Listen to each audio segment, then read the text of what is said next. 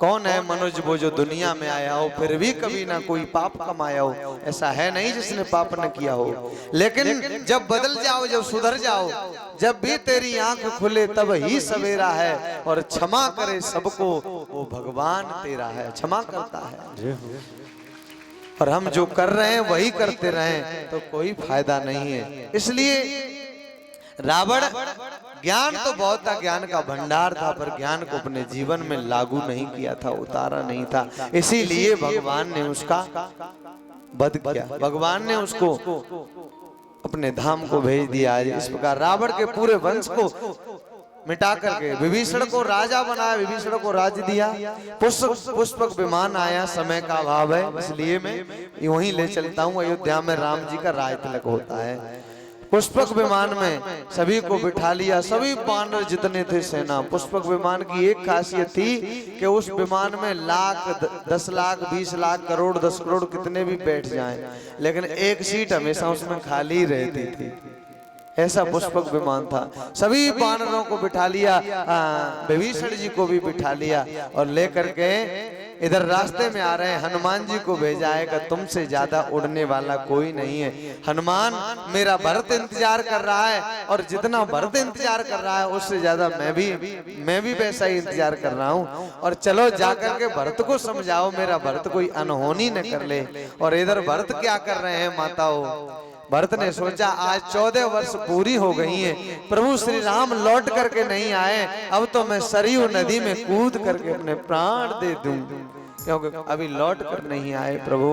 और जैसे ही भरत जी सरयू नदी में कूदना चाहते थे, वैसे ही पीछे से 2 लोगों ने भरत जी को पकड़ लिया।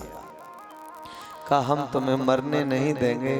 जब श्री राम वनवास के लिए गए थे, तुम जब श्री राम से मिलने वन में गए थे चित्रकूट में, तब श्री राम ने हमसे कहा था जाओ तुम अयोध्या में, और एक भी व्यक्ति अयोध्या में जब तक मैं लौट के ना आऊं तब तक एक व्यक्ति कम नहीं होना चाहिए, कोई मरे नहीं। जब तक मैं 14 वर्ष लौट करके आऊं तब तक कोई मरना नहीं चाहिए। तो ये हमारी जिम्मेदारी है। और ये 2 व्यक्ति कौन थे? ये चरण जो खड़ाऊं थी ना, ये खड़ाऊं को भगवान ने जिम्मेदारी दी थी कि भरत तो राज्य करेगा ही, देखभाल करेगा, लेकिन तुम भी, तुम्हारी पूरी जिम्मेदारी है। 14 वर्ष के अंदर कोई एक भी प्राणी अयोध्या में मरे नहीं, मरना नहीं चाहिए, चाहे कितना भी बूढ़ा क्यों न हो। तो जब तक श्री राम लौट के आए, एक भी व्यक्ति 14 वर्ष के बीच में या 14 वर्ष के अंतर्गत किसी की मृत्यु नहीं हुई अयोध्या में। उन्हीं खड़ाऊं ने भरत जी को पकड़ लिया। तब तक श्री हनुमान जी आ जाते हैं। हनुमान जी ने कहा भरतलाल जी, प्रभु श्री राम आ रहे हैं। प्रभु श्री राम विमान में, पुष्पक विमान में बैठ करके मैया सीता को लेकर के सभी वानरों के साथ में आ रहे हैं। आए तो समस्त अयोध्या नगरी में धूमधाम मच रही है। और अब विमान जैसे ही अयोध्या के पास आता है, आकाश में है विमान, फिर नीचे को उतरता हुआ आता है।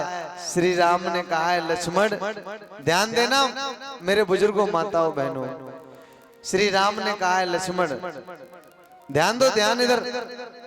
श्री राम ने कहा है लक्ष्मण तुम आगे चलो, क्योंकि मेरी मैया कौशल्या ने कहा था कि पहले मैं लक्ष्मण को आता देखूंगी, तब राम को बाद में देखूंगी। इसलिए